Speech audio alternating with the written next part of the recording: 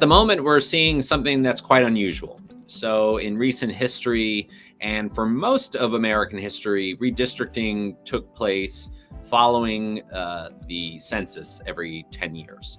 And the reason for that is that the number of seats that a state has in the House of Representatives might shift. For most states, it does change.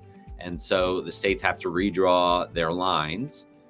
Early in American history, Congress actually usually directed that redistricting take place after the census. In more recent history, it's been a process that followed that cycle. Just this year, we've kind of seen this partisan race start to redraw the lines that should have been drawn after the 2020 census.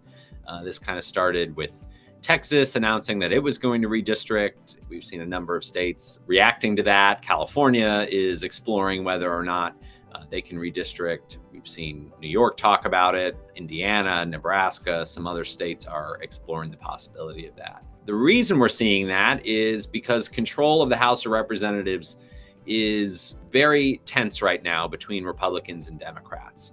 We're living in a very unstable period of control over the House where really the majority is up for grabs in any given election. And so what we're seeing is an escalation of parties trying to get an advantage in the states so that they can control, Congress in Washington. And that continues to escalate. And I think we will see more changes before the 2026 election.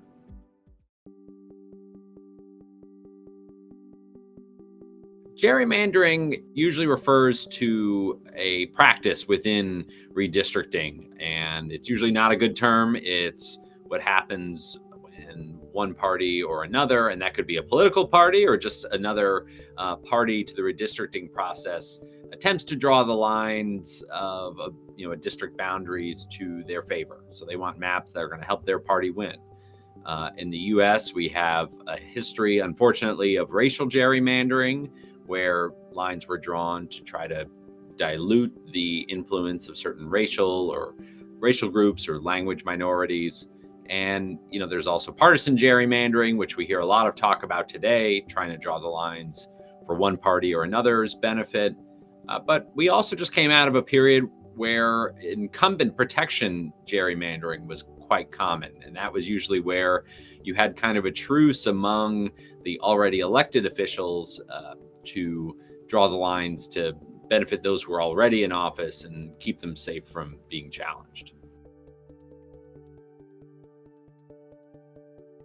The legality of partisan gerrymandering really varies. What we know about it at the moment is that at the federal level, the Supreme Court has said that it's not a justiciable issue for a federal court to take up, which basically they relied on this concept that it was really a political topic and therefore not something that could be legally determined whether or not it was allowed. At the state level, it's quite different. A number of states have state constitutional restrictions, and some have statutory restrictions that explicitly prohibit gerrymandering based on partisan considerations alone.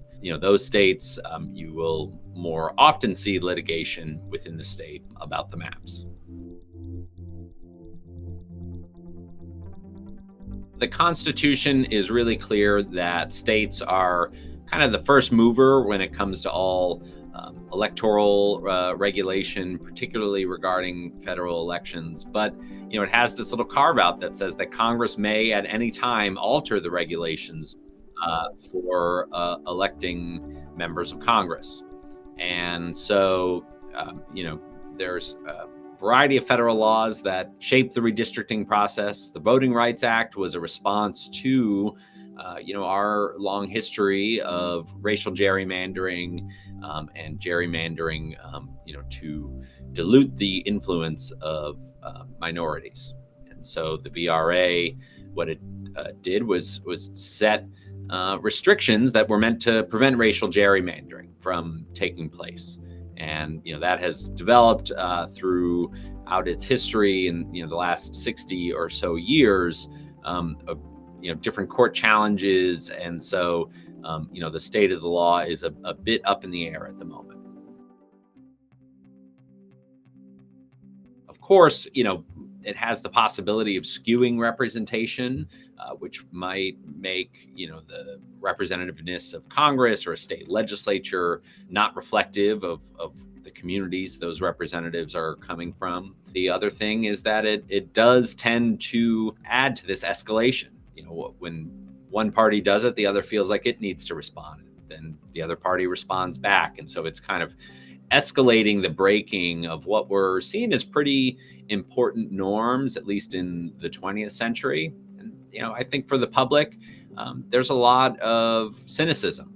They see the acrimony between officials, jockeying for advantage. They think that, there's some corruption of small d democratic values when that takes place. And so I think it, really does hit confidence in government among the public as well.